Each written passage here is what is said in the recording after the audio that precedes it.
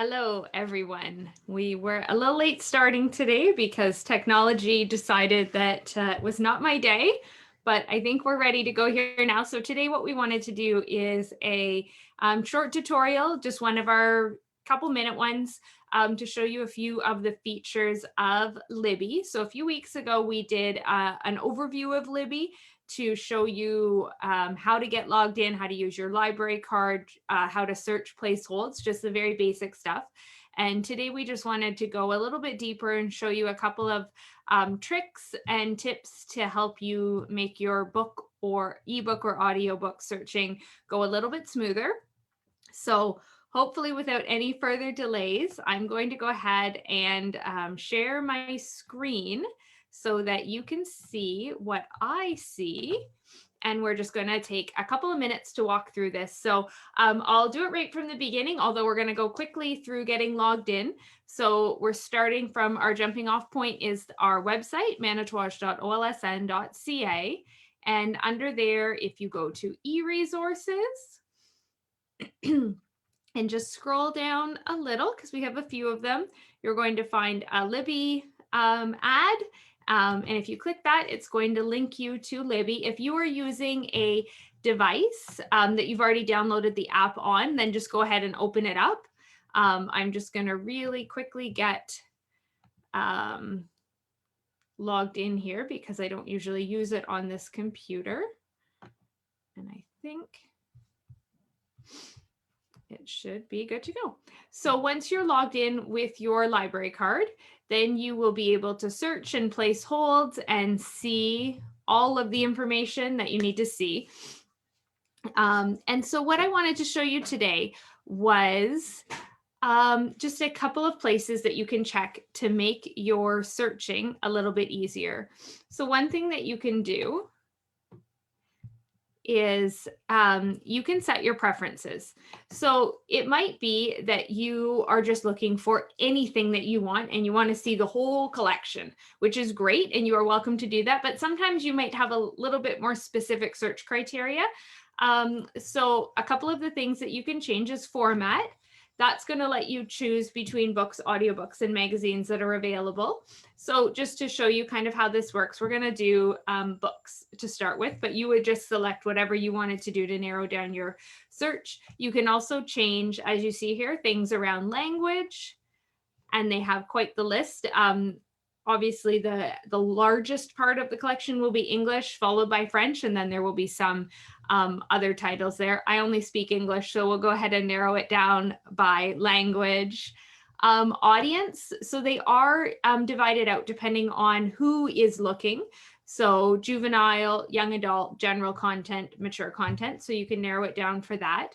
I'm going to just leave that for now.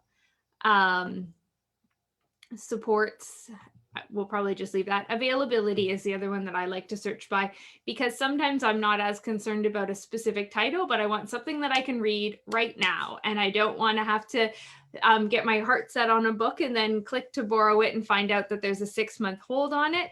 So you can change that to things that are available now. So I'm going to go ahead and apply those preferences. Whatever you apply as your preferences will continue to be your preferences until you go in to change them. So if you are just today looking for a book and the next time it might be an audiobook, just be wary that you will need to go back in and change those. So then you can go, and now any searches you do. So if, for example, I want to search now for James Patterson,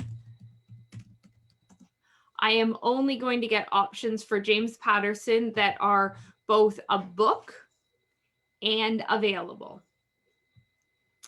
And then you can search through however many books you want, whatever it is that you would like to check out. Now, the other feature, so I'm going to go ahead and just take all of my preferences away. I'm just so that we see the full selection again as we're scrolling through. But what I can do is as you scroll down, you will see that they have curated some different lists for you so that maybe you, again, don't have a specific book, but maybe you know a genre, maybe you know something about what you want to do. And right now, these do change. So what you see on the side here may change. So if there's a certain month that they're promoting something, you may see a list connected to that month. So we have Great Reads Without the Wait. So any of these books are going to be available right away. So that might be because there's multiple copies of it. It may be books that have been selected to be simultaneous use right now, but you can search through and find some books that are available right now. You can also, this is a newer feature, maybe in the last year, a little bit more than that, that they've come up with, which is a really fun one. It's called Lucky Day. And the great thing about the Lucky Day list is they are popular titles. So they're not just an older book that maybe there's extra copies of. They're ones that are still pretty popular, but they set a couple copies aside to allow people to get them without those long wait lists. And so again, then you can go through. So it's not necessarily that they're brand new, but just that they're popular right now. And so you'll see those with the little 4-leaf clover, because it's your lucky day because you got to read Little Fires Everywhere without the wait list, or whatever book it might be. And so that is a great place to have a peek if you are not sure what you want to read, but you do want something right away, to get something that's fairly new and at least fairly popular still, but you don't have to wait.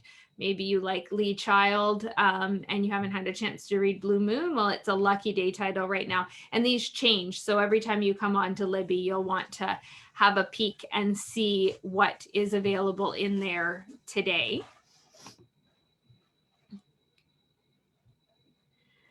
And then again, you can continue to go down. So not all of these are going to be available. So these are next great reads, action pack adventures. So you can go by a specific genre. Here we have Ontario authors. I know that even within our library, we have a number of people who really enjoy reading Canadian, Ontario, local, whatever their category is. So again, here they've gone ahead and done the work for you to find some Ontario authors. It's all of Ontario, so it's not necessarily going to be a Thunder Bay author or a Northern Ontario author, but they are Ontario authors. The Overdrive or Libby, whichever one you're using, also has some great Indigenous titles as well. So they've actually got those curated as a whole collection as well, so that you don't have to go digging for Richard Wagamese or whatever book you might be looking for. They're all in one place. And then again, we have genre-based ones, so historical. Always available classics is another one. If you love your classics, these are part of a new offering that came out of COVID, just trying to increase the books that are available. So you can see a number of them there. And some people don't realize, but it's not just fiction that you can get on Overdrive. They've got cookbooks, they've got how-tos. Here's just an example of DIY and hobbies. So there's some options in there as well. Romance. You can really just keep going through and find a number of different categories. From the top, we'll just go back up to the top. You can also sort them yourself. So if I like mystery and thrillers, then I can see that specifically without having to go down through the whole list. And so the other thing I want you to be aware of today to see what you can do is with respect to how you can manipulate the system for your reading to make it a little bit easier for you to read. So I'm going to go back and put in my books, I'm going to select English just like we did at the beginning and available now. And let's go ahead and search for that James Patterson book again. I just have to move. And we're just going to pick any book just so that I can get it borrowed to show you how you can manipulate a few things on here. in your settings to make it a little bit easier for you to read. So I'm going to be honest, I usually read on my phone if I'm using Libby, not on my computer.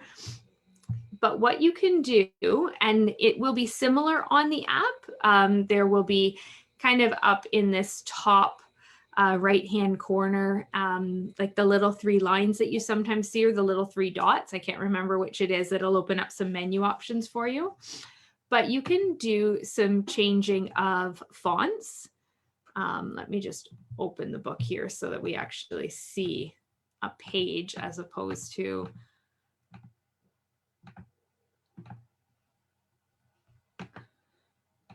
okay. So obviously on the computer, it is quite large. If you're reading on an iPad or a phone or any sort of device, your screen is going to be a lot shorter, smaller than what I'm looking at here. But now, whoops.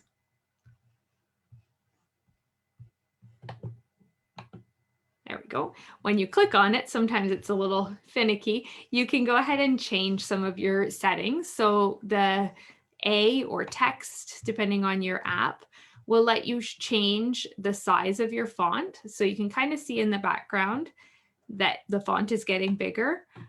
When I use the Libby app, I often make the font quite large so that I can take my glasses off and read in bed without having to try to fiddle with your glasses. And you can go both ways. You can make it smaller or larger.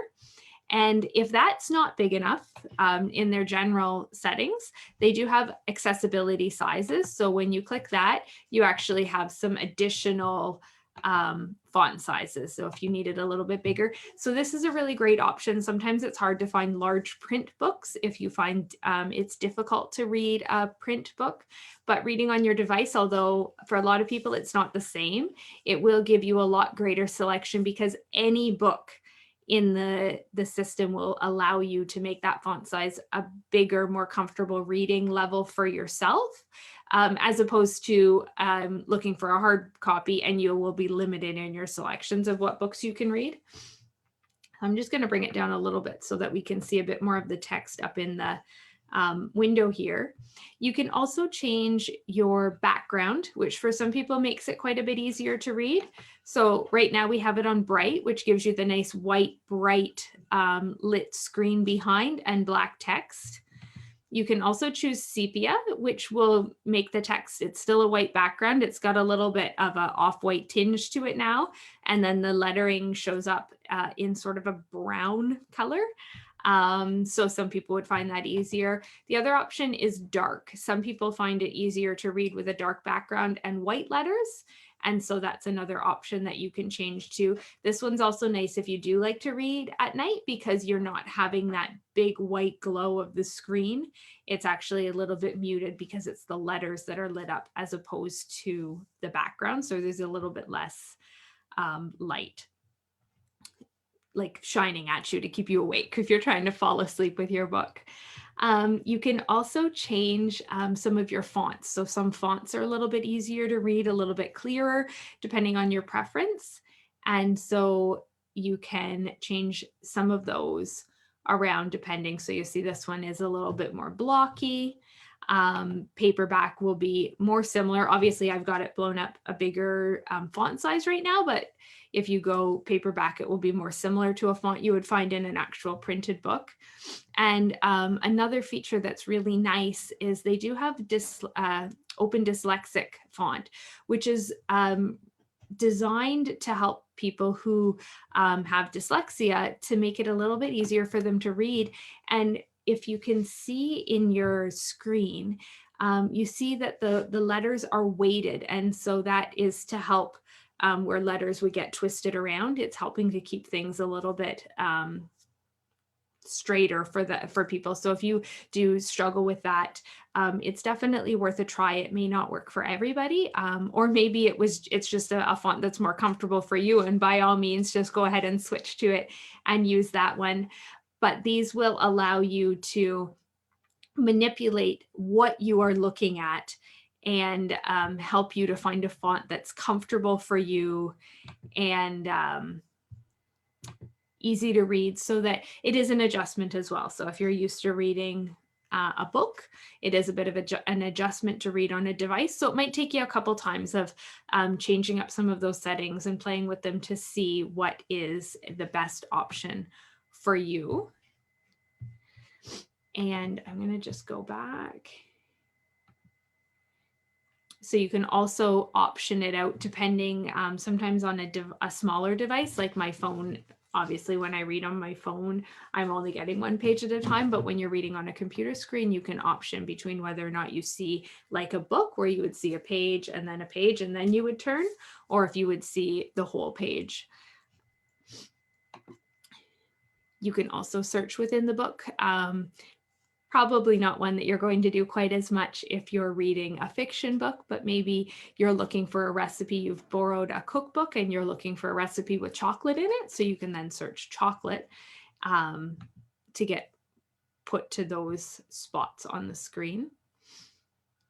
And you do have a bookmark as well. So it will save if you're on a device.